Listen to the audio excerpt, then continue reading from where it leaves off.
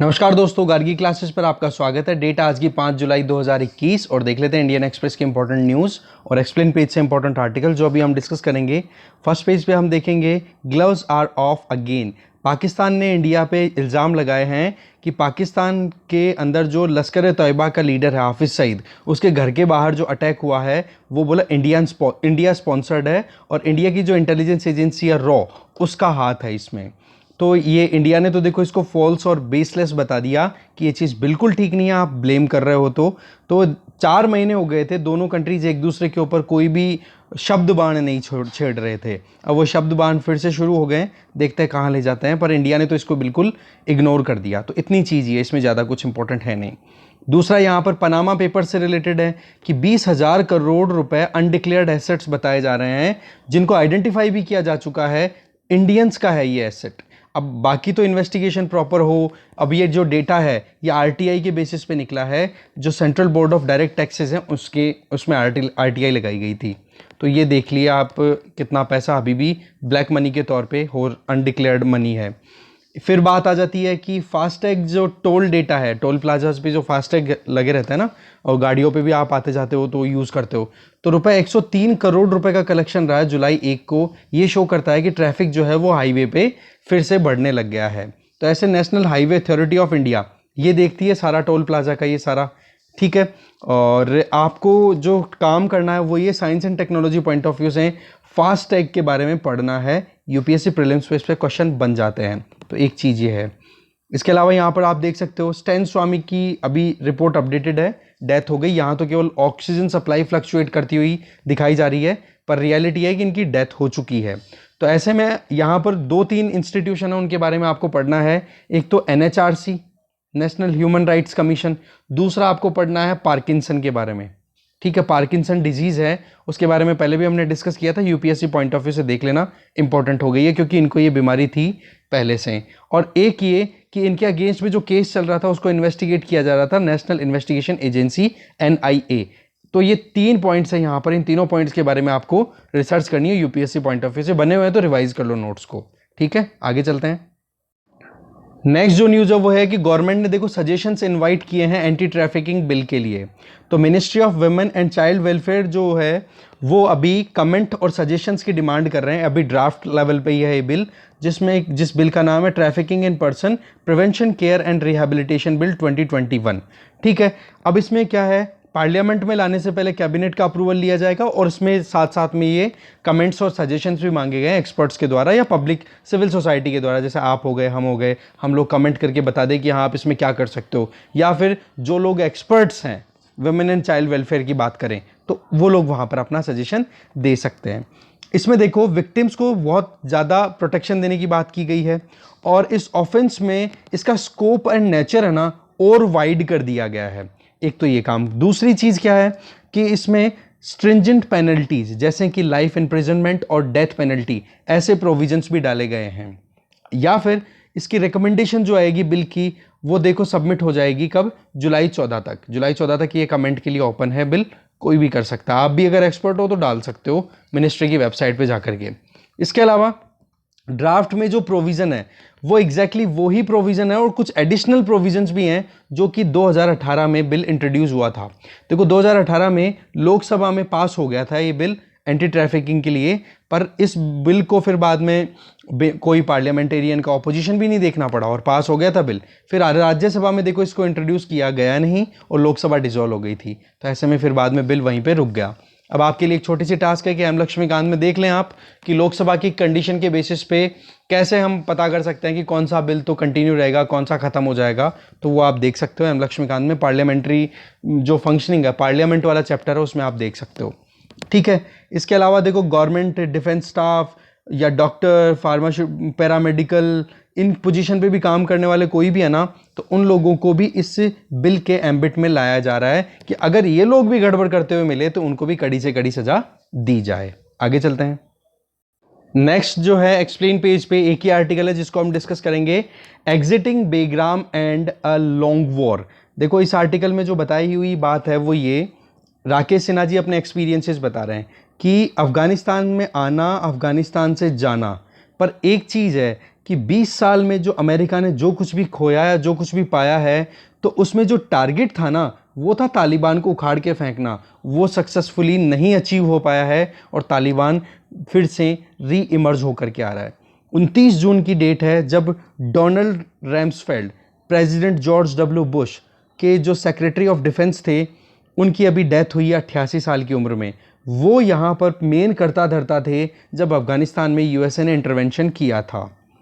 आप देखो 2001 में अफगानिस्तान में इंटरवेंशन हुआ था, 2003 में इराक में भी इंटरवीन कर दिया था यूएसए ने, क्योंकि वहाँ पर सद्दाम हुसैन के ऊपर ये ब्लेम लगाए जाने शुरू हो गए थे कि सद्दाम हुसैन ने ऐसे वेपन तैयार कर लिए हैं जो कि मास डिस्ट्रक्शन का कारण बन सकते हैं, जैसे न्यूक्लियर वेपन हो गए या फिर बड़ा त्रासदी पहुंचाने वाले हो गए। तो ऐसे में फिर सद्दाम हुसैन को पकड़ के उनको असैसिनेट भी कर, उनको सज़ा भी दे दी जाती है, पर वो वही बात है कि हाँ ऐसा कुछ मिला नहीं था, झूठे आरोप थे केवल। दूसरा, अफगानिस्तान में अलकायदा और तालिबान दोनों को ख़त्म करना टारगेट था। तो अलकायदा को तो चलो ठीक है कि आपने सक्सेसफुली डिसमेंटल करने में अचीवमेंट किया है, पर वो भी अभी कुछ ना कुछ एरियाज़ में, कुछ पॉकेट्स में अभी ऑपरेट हो रहे हैं, पर तालिबान तो री इमर्ज होकर आ रहा है। अक्टूबर 7, 2001 की बात है जब 9/11 अटैक हुआ था और एक महीने के अंदर अंदर आप देखोगे कि अफगानिस्तान में यूएसए की और नेटो की जो आर्मी पर्सनल्स हैं वो इन्वेड करते हैं। इसमें रेड में जो स्टेटमेंट थे वो ये कि हमें तालिबान को और अलकायदा को उखाड़ के आना है, ये बात बोली गई थी। 20 साल हो गए, 2 दशक बीत गए, अभी तक भी तालिबान ना तो ख़त्म हुआ है, उल्टा यूएस और नेटो की फोर्सेस जैसे ही जाने की बात कर रहे हैं, तालिबान री इमर्ज होकर आ रहा है और भी ज़्यादा स्ट्रांगली।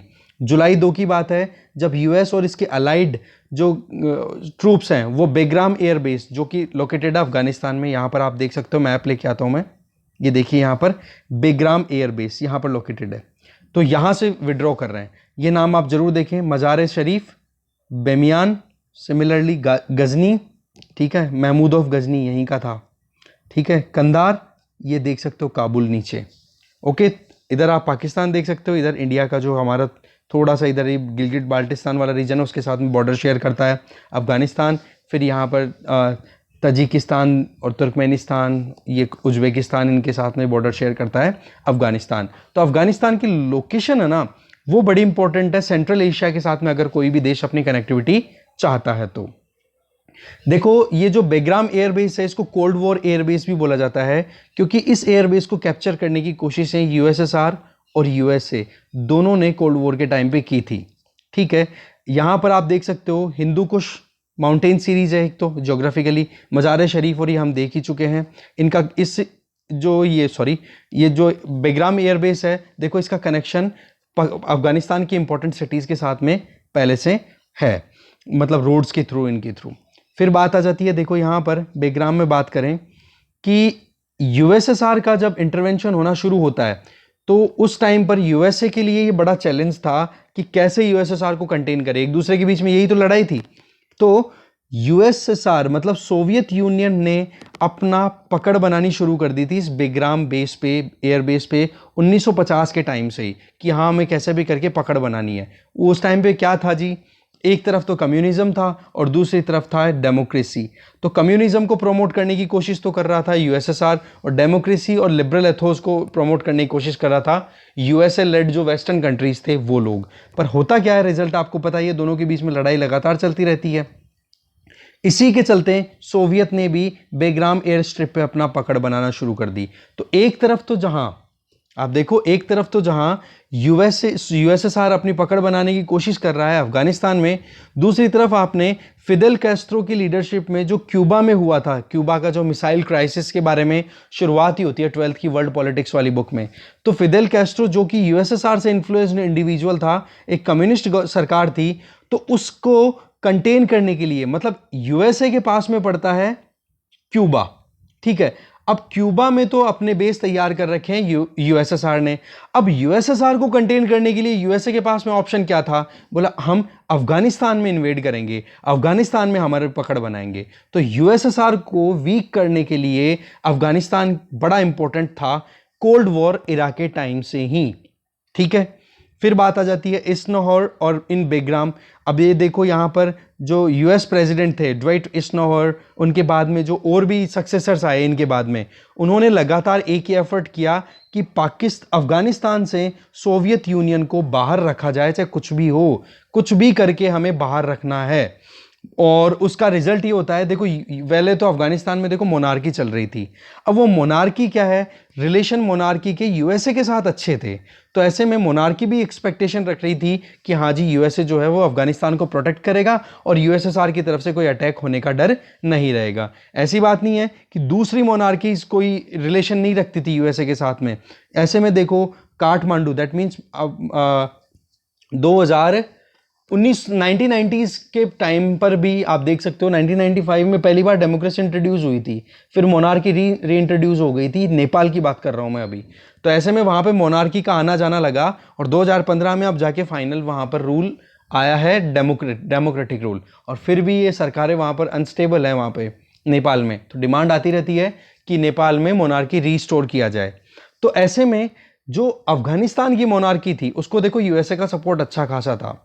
फिर होता क्या है वहां पर कि अचानक से ही कू होता है, और कू करने वाले लीडर का नाम यहां पर आप देख सकते हो दाऊद खान, यहां पे देख सकते हो दाऊद खान। तो दाऊद खान ने जब अफगानिस्तान के किंग के आंखों में इन्फेक्शन हुआ तो वो ट्रीटमेंट के लिए देखो इटली निकल गए, तो पीछे से दाऊद खान की लीडरशिप में एक मिलिट्री कू होता है, तख्ता पलट कर दिया जाता है और मोनार्की को अबोलिश करके अनाउंसमेंट हो जाता है रिपब्लिक का, कि हाँ हम रिपब्लिक कंट्री हैं अब से, ठीक है। और साथ में खुद को एब्सोल्यूट पावर बोल दिया कि सारी ताकत मेरे हाथ में है। अब ये इसका जो दाऊद खान का रूल था वो ज़्यादा दिन नहीं चला, 1973 से 1978 में चला, और 78 में फिर दाऊद और उसकी फैमिली को असैसिनेट कर दिया जाता है। एक और कू होता है और उस कू को लीड करने वाली जो पार्टी है वो है people's democratic party of Afghanistan, जो कि एक मार्क्सिस्ट लेनिनिस्ट पार्टी रही हुई है। मतलब कि यूएसएसआर का पूरा इन्फ्लुएंस, इसके अलावा कोई डाउट नहीं। और इस रेवोल्यूशन को बोला गया था, इस कू को बोला गया था सौर रेवोल्यूशन। तो ये सौर रेवोल्यूशन अफगानिस्तान से रिलेटेड है, जिसके तहत यूएसएसआर की डोमिनेंस आई थी अफगानिस्तान में। अब देखो यूएसए की जो टाइज थे वो देखो पहले से डाउन होते चले गए, क्योंकि यूएसए का एक तो यहां पर अफगानिस्तान में मोनार्की के साथ रिलेशन था, दूसरा आप देख सकते हो अफगानिस्तान में जो डिप्लॉयड अमेरिकन एम्बेसडर थे जिनका नाम था एडोल्फ ड्यूब्स, उनको असैसिनेट कर दिया जाता है। तो ऐसे में यूएसए के रिलेशन अफगानिस्तान के साथ में और बिगड़ जाते हैं और इन्फ्लुएंस आपको पता ही है यूएसएसआर का हो जाता है। और यहां पर एंट्री है सोवियत की। अब ये जो पार्टी थी पीडीपीए, ये एक डिवाइडेड पार्टी थी, दो फैक्शन थे इसके अंदर, जिसमें दो डोमिनेंट ग्रुप जो थे, एक तो था खाल्क अगर बात करें तो इसका लीडर था नूर मोहम्मद ताराकी, और इसके बाद में इसका लीडर बना था हफीजुल्लाह अमीन। और दूसरी तरफ जो ग्रुप था उसका नाम था परचम, उसको लीड कर रहा था बाबरक करमाल। तो ऐसे करके दो फैक्शन थे, पर पॉइंट ये है कि इन दोनों फैक्शंस ने बहुत इंपॉर्टेंट रोल प्ले किया था इस सौर रेवोल्यूशन में, जब यूएसएसआर का इन्फ्लुएंस अफगानिस्तान में बनना शुरू हुआ था। तो ऐसे में इन दोनों का अटेंशन किसकी तरफ था, सोवियत की तरफ। अब आप देखो कि धीरे धीरे टाइम जैसे बीतता है तो तहरीकी को देखो अरेस्ट कर लिया जाता है 1979 में, उसी के डेप्यूटी के द्वारा, ठीक है, उसी के धड़े के डेप्यूटी के द्वारा। तो ऐसे में आप देख सकते हो कि इनस्टेबिलिटी आनी शुरू हो गई वहां पर भी, कि सोवियत बैक्ड अगर वहां पर रूलिंग अगर अनस्टेबल होती है तो ऐसे में फिर यूएसए भी तो मौके ही देखता है ना कि हाँ जैसे ही वीक होगा रिजीम हम वहां पर हमारा ऑपरेशन शुरू कर देंगे। तो शुरुआत होती है अफगानिस्तान में 24 दिसंबर 1979 को, जब सोवियत यूनियन की 40th आर्मी जो है वो बॉर्डर क्रॉस करके और अफगानिस्तान को सीज कर लेती है, और अब यूएसएसआर ने अपने हाथों में ही पकड़ लिया पूरा अफगानिस्तान, और उस पूरे ऑपरेशन को बोला गया ऑपरेशन 333। तो इस तरीके से सोवियत यूनियन की इंटरवेंशन यहां पे शुरू हो गई। अब बात करते हैं स्टेजिंग पोस्ट। अब सोवियत यूनियन का सबसे मेन टारगेट था बेग्राम पोस्ट, क्योंकि ये एयर स्ट्रिप बहुत ही इंपॉर्टेंट स्ट्रेटेजिकली लोकेशन पे है। तो वहां पर आप देख सकते हो कि 300 मीटर का रनवे, और उसको एक स्टेजिंग पोस्ट बना लिया, वहां पर अपने जो ट्रूप्स थे उनको डिप्लॉय कर दिया। जो SU-25 सुखोई 25S था उसको डिप्लॉय कर दिया, ये सारे काम करने शुरू कर दिए। और जो मुजाहिदीन की पोजीशन थी, मुजाहिदीन कौन थे, यूएसए ने पाकिस्तान के साथ में मिलकर के यूएसएसआर को भगाने के लिए जो अपना ग्रुप तैयार किया था, लड़ाके तैयार किए थे, उनको मुजाहिदीन बोला गया था। तो ऐसे में मुजाहिदीन को सपोर्ट किसका था? यूएसए का। तो मुजाहिदीन को, लड़ाकों को उखाड़ने के लिए यूएसएसआर लग जाता है। और अफगानिस्तान को देखो बोला जाता है ग्रेवयार्ड ऑफ कंट्रीज या सिविलाइजेशन, समथिंग ऐसे कुछ बोला जाता है अफगानिस्तान के लिए। प्लीज मुझे कमेंट बॉक्स में बताना, क्योंकि वहां पर जो भी देश अगर गया है ना, वो बर्बाद होकर के निकला है हिस्टोरिकली। तो सबसे पहले तो अगर हम रीसेंट हिस्ट्री की बात करें तो इसमें पहले तो यूएसएसआर बर्बाद होकर के निकलता है, और फिर अब देख लो लेटेस्ट एग्जांपल आप देख सकते हो, यूएसए लेड जो वेस्टर्न कंट्रीज है जिसमें नेटो और यूएसए के ट्रूप्स हैं, उनको विड्रॉ मजबूरन करना ही पड़ रहा है। और अफगानिस्तान में जो तरीका है मार काट का, वो लगातार ही बना रह रहा है। आप देखो कि जब यूएसएसआर का डिसइंटीग्रेशन होता है ना, तब तक यूएसएसआर की पकड़ अफगानिस्तान में बनी रहती है। यूएसएसआर का डिसइंटीग्रेशन 1991 में माना जाता है, जब यूएसएसआर को डिवाइड कर दिया जाता है और 15 छोटे बड़े स्टेट्स में कन्वर्ट कर दिया जाता है। फिर रशिया देखो, वैसे लेगेसी तो कंटिन्यू करता है यूएसएसआर की, पर उस टाइम पे चैलेंज नहीं था। फिर बाद में आप देखते हो आगे अगर हम चलें, रनवे फ्रंट की अगर बात करें, तो अब देखो कि जो मुजाहिदीन थे वो मुजाहिदीन ही अब हो जाते हैं तालिबान। यह आ जाता है तालिबान का अराइवल, क्योंकि यूएसएसआर डिसइंटीग्रेट हो गया। यूएसएसआर 1991 में जैसे डिसइंटीग्रेट हुआ तो यूएसएसआर की डोमिनेंस ही तो थी ना। 1979 से 1991 तक अफगानिस्तान पे पकड़ यूएसएसआर की ज्यादा थी। तो जैसे ही यूएसएसआर का डिसइंटीग्रेशन हुआ तो वहां से यूएसएसआर विड्रॉ हो गया। अब तालिबान जो है वो कौन है? जिन मुजाहिदीनों को तैयार करके भेजा था किन लोगों ने? यूएसए और पाकिस्तान ने मिलके। अब जैसे ही ये लड़ाके यूएसएसआर का डिसइंटीग्रेशन होता है, अब लड़ाके अपने आप को असर्ट करना शुरू कर देते हैं और ये बन जाता है तालिबान। और तालिबान का रूल आ जाता है सितंबर 1996 में। इसमें तालिबान ने देखो 1994 में सबसे पहले कंधार पे पकड़ बना ली, जहां से फिर 12 प्रोविंसेस पे अपनी पकड़ बनानी शुरू की, और सितंबर 1996 में काबुल पे पकड़ बना करके अपने आप को स्टैब्लिश कर दिया। और आप देख सकते हो तब से लेकर के 2001 तक तालिबान का रूल रहता है। और फिर जब अलकायदा, जिसको बैकिंग मिलती है किसकी? तालिबान की, और जब अलकायदा अटैक करता है यूएसए पे, जिसको हम 9/11 अटैक बोलते हैं, उसके बाद में फिर यूएसए का इंटरवेंशन शुरू हो जाता है। तो ये है पूरी स्टोरी। अब आपको पता ही है पिछले 20 साल में क्या हाल हुआ है। 20 सालों में देखो, सबसे पहले यूएसए की जो मिलिट्री थी वो उतरी कहां पे? इसी बेग्राम बेस पे ही उतरी थी, जहां से अभी वहां से विड्रॉ कर रही है नेटो और यूएसए की जो आर्मीज हैं वो। तो ऐसे में नेटो और साथ में यूएसए, इन दोनों ने मिलकर के और कैसे भी करके अटैक करना था कि हाँ, हमें तालिबान को ख़त्म करना है। इस बेग्राम एयर स्ट्रिप को बोला बहुत अच्छे से डेवलप कर दिया। यूएसए के बड़े बड़े जो प्लेन्स थे वो भी लैंड कर सकते थे, वो सारी चीज़ें हो गई। अब आपको पता ही है कि तालिबान इतना स्ट्रॉन्ग ख़त्म करने आया था, तालिबान खुद तो रिवाइवल पे है और यूएसए को विड्रॉ करना पड़ रहा है। तो ये पूरी एक स्टोरी चल के आ रही है, जिसमें आप यूएस के प्रेसिडेंट बुश, यूएसए के प्रेसिडेंट बराक ओबामा और यूएसए के प्रेसिडेंट डोनाल्ड ट्रंप, तीनों ने बेग्राम एयरबेस पे विजिट किया है अपने सोल्जर्स को मोटिवेट करने के लिए कि हाँ, आप अच्छा काम कर रहे हो। बट अल्टीमेटली आपको पता ही है, जाना पड़ रहा है। केवल 600 ट्रूप्स छूटेंगे लास्ट में। ये है पूरी की पूरी। अब देखो तालिबान का रूल आ सकता है, चांसेस पूरे हैं। तो ऐसा में अनसर्टेनिटी, एंजाइटी है। और रही सही में हमारे भी चिंता की बात है, क्योंकि जब तालिबान का रिवाइव आया था ना, तालिबान 1990s में, 1991 से डिसइंटीग्रेट हो गया था यूएसएसआर, और फिर उसके बाद में 1996 में पूरी पकड़ाई गई थी। रिजल्ट क्या रहा था? हमारे यहाँ से एक प्लेन हाईजैक होता है और कंधार ले जा करके छोड़ दिया जाता है उसको। तो ऐसे में फिर हमें जो टेररिस्ट लीडर्स थे, जिनमें एक तो ये क्या नाम था इसका, अभी है हमारी इसमें मेन लिस्ट में, अजहर महमूद, उसको फिर बाद में छोड़ना ही पड़ा था। तो ये चीज़ें हैं। देखो स्टोरी थोड़ी समरी थी, देख लिया, आगे चलते हैं। नेक्स्ट हम आ गए इकोनॉमी पेज पे। इकोनॉमी पेज पे देखो भारत नेट से रिलेटेड आर्टिकल है, वो देखते हैं कि भारत नेट दोनों फेजेस में फेल हो गया है अपने टारगेट्स को अचीव करने से। एक तो कोविड-19 के चलते बताया जा रहा है गवर्नमेंट के द्वारा। देखो सेंट्रल गवर्नमेंट की ये फ्लैगशिप स्कीम है जिसको भारत नेट बोला जा रहा है। भारत नेट का टारगेट क्या था कि जो जितनी भी ग्राम पंचायतें हैं, लगभग 2.5 लाख ग्राम पंचायतें इंडिया में अभी हैं, ठीक है, ऑन रिकॉर्ड। तो ऐसे में उन 2.5 लाख पंचायतों को कनेक्शन देना है ऑप्टिकल फाइबर बेस्ड इंटरनेट, ठीक है। इसमें 2 फेजेस फिक्स किए गए थे, पर दोनों फेजेस में ही रिजल्ट अच्छे से अचीव नहीं हो पाया।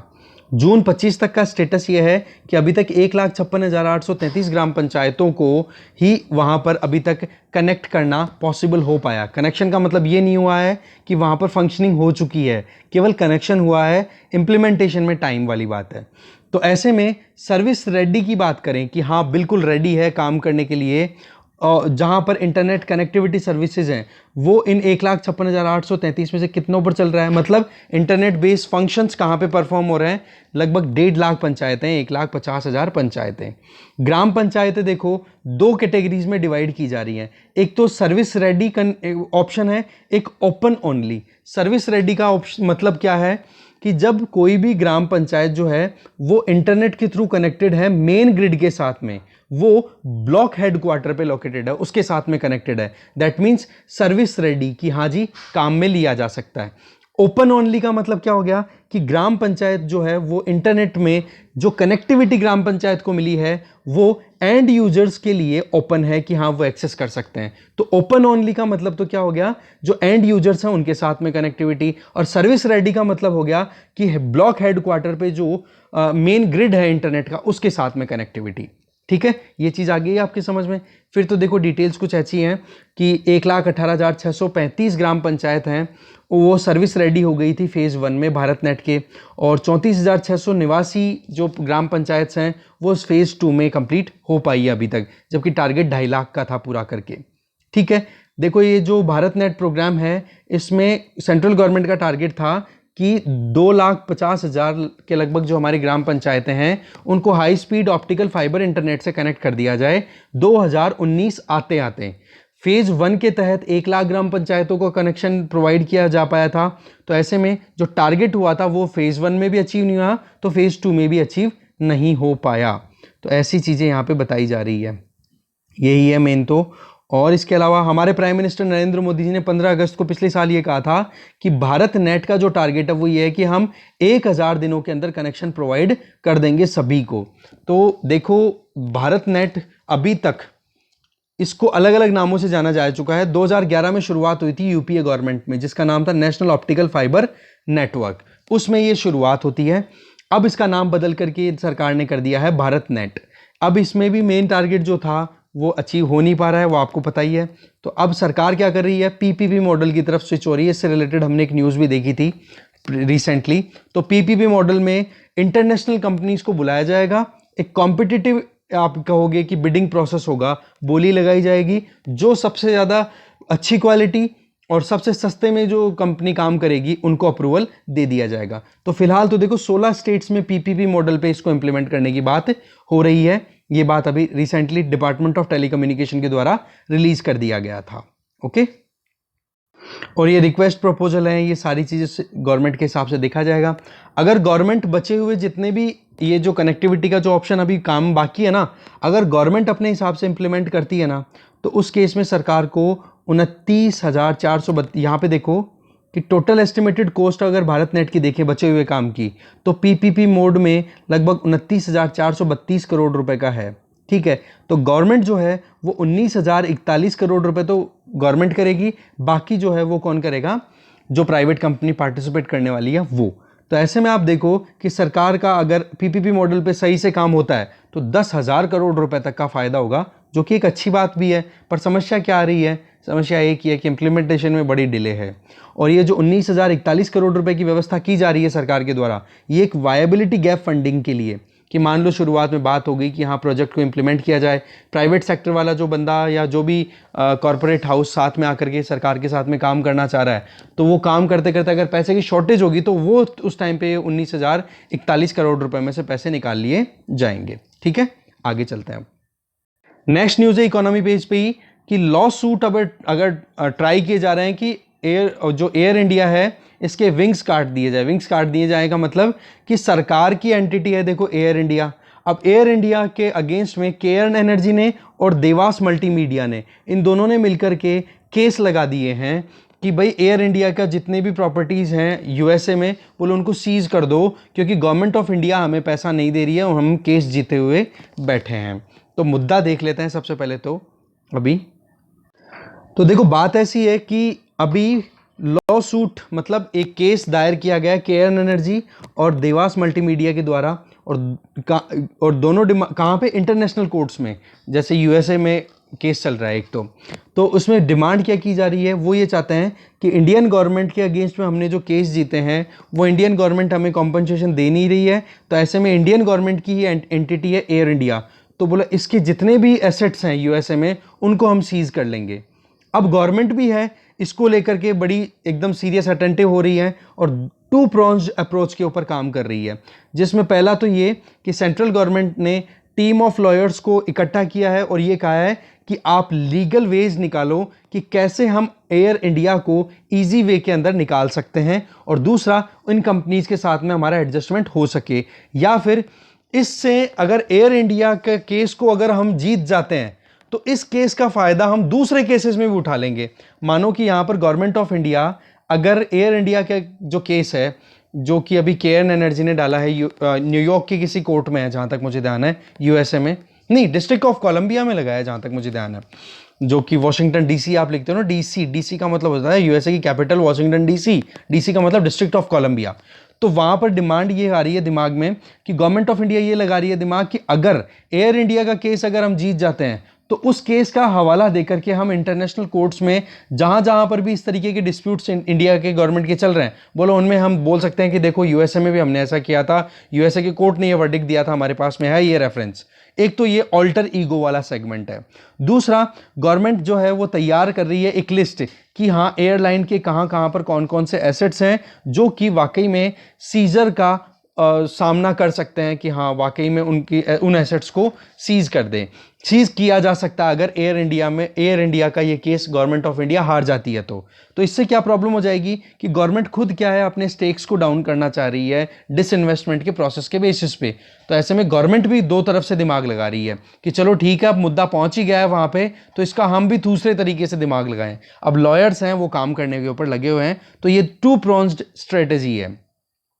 पिछले हफ्ते की बात करें तो एक इन्वेस्टर देवास मल्टीमीडिया वो भी यूएसए के फेडरल कोर्ट में पहुंच गया और एयर इंडिया के एसेट को सीज करने की बात की।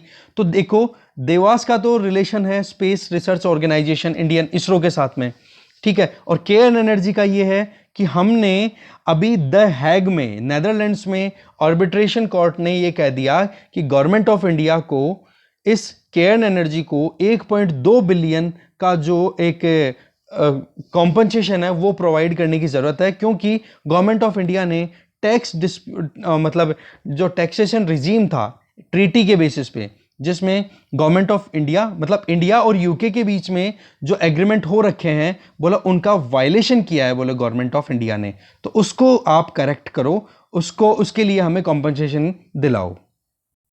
इसमें देखो मिनिस्ट्री ऑफ सिविल एविएशन और मिनिस्ट्री ऑफ फाइनेंस दोनों मिलकर के काम कर रहे हैं और डिपार्टमेंट ऑफ स्पेस के साथ में भी कोलैबोरेशन हो रहा है। तो ये कुछ ऐसा मुद्दा है। अगर हम इसकी बात करें ना केयर्न एनर्जी और गवर्नमेंट ऑफ इंडिया का, तो देखो परमानेंट कोर्ट ऑफ आर्बिट्रेशन ने कहा द हैग में लोकेटेड है दिसंबर 2020 में कि इंडियन गवर्नमेंट ने जो रेट्रोस्पेक्टिव टैक्स लगाया, मतलब पिछली डेट से, क्योंकि हमारे यहाँ पर सिविल एक्ट जो सिविल से रिलेटेड केसेस हैं एक्ट्स हैं उनमें देखो रेट्रोस्पेक्टिवली कानून बनाया जा सकता है, क्रिमिनल केसेस में नहीं बनता है, क्रिमिनल कानून नहीं बन पाते। तो रेट्रोस्पेक्टिव टैक्सेशन जो केयर एनर्जी के ऊपर लगाया गया, बोला उसके लिए आपको कॉम्पनसेट करने की ज़रूरत है। ये चीज़ बोली जो द हैग बेस्ड जो परमानेंट कोर्ट ऑफ आर्बिट्रेशन है उन्होंने कहा, और ये भी कहा कि इंडिया और यूके के बीच में जो बायलैटरल ट्रीटी है बोला उसका वायलेशन है।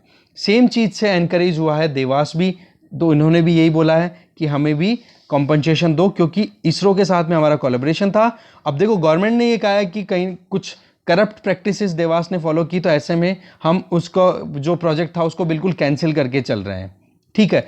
तो ऐसे में देवास भी अपना कॉम्पनसेशन लेने की बात कर रहा है कि हमारा जो प्रोजेक्ट था इतना इन्वेस्टमेंट था वो सारी चीज़ें। अब देखो क्या ऐसा पहले भी हो रखा है कि कंट्री कोई दूसरे हैं और लड़ा कहीं और ही केस जा रहा है, तो ऐसे एग्जाम्पल यहाँ पर बताया जा रहा है कि एक कंपनी जो कि अमेरिका की एक फर्म थी क्या मतलब है शायद अभी भी, बिल्कुल अभी है, ठीक है, तो उसका नाम है कोनोकोफिलिप।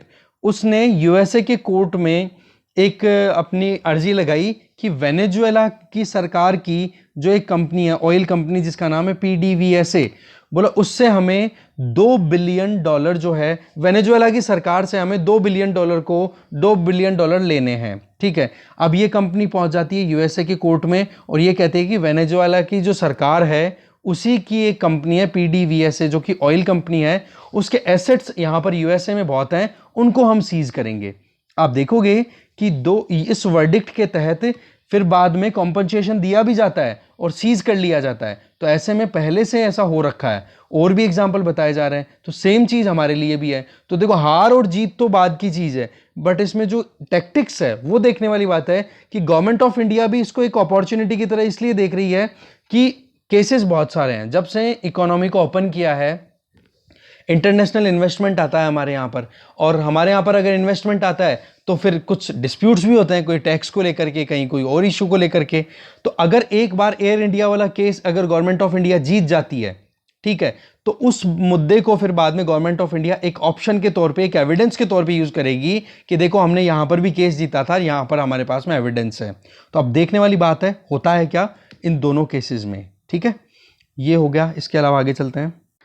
नेक्स्ट न्यूज है इकोनॉमी पेज पे ही कि एक ड्राफ्ट अभी रिलीज करने की बात हो रही है यूरोपियन यूनियन में, जो कि प्रपोज करेगा एविएशन फ्यूल जो होता है ना उसके ऊपर टैक्स लगाना।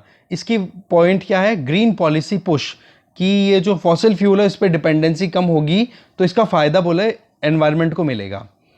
यूरोपियन कमीशन जो है वो इस चीज़ को लेकर के इस अपनी सीरियसनेस दिखा रहा है, पर वो सीरियसनेस थोड़ी सी यूँ लग रही है कि पता नहीं क्या सोच के वो कर रहे हैं कि 1990 में जितना एमिशन यूरोप में होता था ना उसका 55% तक वो रिडक्शन लेकर के आएंगे 2030 तक। अब यार 1990 के टाइम पे कितने व्हीकल चल रहे थे, खैर वो तो डेवलप्ड कंट्रीज थे, ऐसी बात नहीं है, हमेशा से यूरोप तो डेवलप्ड ही रहा है जब से कॉलोनियलिज्म को फॉलो किया है उन कंट्रीज़ ने। तो ऐसे में देखो यूरोपियन यूनियन ने ये डाला कि ग्रीन हाउस गैस एमिशन को हम 2030 तक आते आते 55% तक लेके आ जाएंगे। किस लेवल के कंपैरिजन में, 1990 के लेवल के कंपैरिजन में। और शुरुआत बोला हम 2023 से करेंगे, जहां पर मिनिमम टैक्स रेट जो होगी वो रखेंगे एक बार जीरो और ग्रेजुअली इंक्रीज करते करते आने वाले 10 सालों तक हम बढ़ाएंगे। अब ये सबसे बड़ी विडंबना वाली जो चीज़ आती है वो ये कि ये प्रोमिसेस बहुत अच्छे कर लेते हैं जो वेस्टर्न कंट्रीज़ हैं, इम्प्लीमेंटेशन में बिल्कुल फिसड्डी हैं, क्योंकि कौन देगा, ये बिल्कुल मटेरियलिस्टिक कंट्रीज़ हैं, इनको ह्यूमैनिटी से इतना बोलते तो हैं ह्यूमन राइट्स, बट रियलिटी में जो एक मदर अर्थ है इसकी जितनी प्रोटेक्शन होनी चाहिए उस प्रोटेक्शन के लिए बिल्कुल भी शायद ही ध्यान देते हैं, बातें बहुत करते हैं ये। बस वही चीज़ एक ये भी है कि वो लोग अवेयर भी बहुत हैं। आज देखो रोडों पे उतरे हुए हैं। अभी जो G20 फॉरेन अफेयर मिनिस्टर्स की जो मीटिंग हुई थी उसमें देखो किस तरीके से इटली में उन लोगों को काले झंडे दिखाए गए हैं और बोला गया है कि क्लाइमेट पे पहले बात करो, बिजनेस और टैक्स वैक्स की बात बाद में करते रहना। क्योंकि आप देख सकते हो हीट वेव आ रही है यूरोप में, अभी कनाडा में 50 डिग्री सेल्सियस टेम्परेचर पहुंच रहा है, बोलो हद हो गई। खैर आगे देखिए। नेक्स्ट न्यूज इज, अगर कोई भी बिजनेस हाउस जिसका टर्नओवर 10 करोड़ से कम है तो उनको टीडीएस काटने की जरूरत नहीं है। जैसे कि कोई भी वो एक्सचेंज कर रहे हैं, कुछ भी लेन देन कर रहे हैं, देखो ये प्रोविज़न जो आता है ना, ये आता है इनकम टैक्स डिपार्टमेंट के तहत, तो इसमें प्रोविज़न यही बताया हुआ है मेनली। और इसमें एक सेक्शन है 194Q, इसको लेकर के थोड़ा इशू आ रहा है डिपार्टमेंट को इम्प्लीमेंटेशन में, जो कि ये जो 194Q जो है ये इनकम टैक्स एक्ट का ही पार्ट है जिसको इंट्रोड्यूस किया गया था बजट सेशन 2021-22 में। तो उसमें थोड़ा सा कॉम्प्लिकेशंस को रिड्यूस करने के लिए बोला गया है। हाँ, अगर मानो कि ऐसे बिजनेस हाउसेज जो कि पेमेंट या परचेज लेन देन अगर कर रहे हैं गुड्स के एक्सचेंज में 50 लाख से ज़्यादा कोई भी एक फाइनेंशियल ईयर में, और वो भी किसके साथ में, लोकल रेजिडेंट्स है उनके साथ में, तो उनको फिर बाद में 0.1% टैक्स है वो डिडक्ट करना पड़ेगा। मतलब कि 10 करोड़ तक का ट्रांजैक्शन है और टर्नओवर, पूरा टर्नओवर, तब तो कोई प्रॉब्लम नहीं है, पर पेमेंट्स और परचेज की अगर बात करें वो 50 लाख से ज़्यादा हो रहा है तो उस केस में फिर उनको 0.1। अब ये देखो इतनी माइन्यूट चीज़ें हमारे आती नहीं है, अगर आप कोई इनकम टैक्स की लॉ के बारे में पढ़ रहे हो तो देख सकते हो, बाकी इतना मुझे लगता नहीं है इंपॉर्टेंट। ठीक है, वर्ल्ड पेज पे देखें एक बार, स्पोर्ट्स पे कुछ इंपॉर्टेंट नहीं है आज, वर्ल्ड पेज पे भी ज़्यादा कुछ इंपॉर्टेंट आया नहीं है। एक तो ये कि चाइना का जो ये स्पेस स्टेशन अभी लॉन्च किया गया है, बोलो उसके बाहर चाइना की जो एस्ट्रोनॉट्स हैं उन्होंने विजिट किया है, बहुत ही अच्छी बात है। तालिबान देखो लगातार अपनी पकड़ बनाए जा रहा है, लोगों में डर फैल रहा है, ये हम देख ही चुके हैं। फिलीपींस का एक मिलिट्री प्लेन है वो क्रैश कर गया, 45 जनों की डेथ हो गई, बहुत ही दुखद बात है ये। इसके अलावा Nepal, Myanmar, UK minister mask को चॉइस। अब यहाँ पे देखो इंडोनेशिया में भी लोगों की मौत हो रही है ऑक्सीजन की शॉर्टेज को लेकर के, जैसा हमने सेकेंड वेव में एक्सपीरियंस किया था ना, वो अब इंडोनेशिया में चल रहा है। हाल तो ख़राब है भाई, ये बीमारी पता नहीं कब जाएगी। साउथ अफ्रीका में बेरोजगारी के चलते लोगों को ये पता पड़ गया गांव में कि एक गांव है, वहां पर जाओ और बोले कि वहां पर खुदाई करो, वहां पे डायमंड निकल रहा है। ये देखो हजारों की तादाद में युवा जो हैं वो खुदाई कर रहे हैं लगातार कि कैसे भी करके डायमंड हाथ लग जाए, पैसे वाले बन जाएंगे। तो यही था इस डिस्कशन में। इस वीडियो में लेट हो गया मैं, पर आप थोड़ा मैनेज कर लो क्योंकि अब थोड़ा लोड अब धीरे धीरे बढ़ेगा ही, तो कॉपरेट करते रहिए। आपको वीडियो डेफिनेटली मिलेगा चाहे कुछ भी हो, ठीक है। Thank you.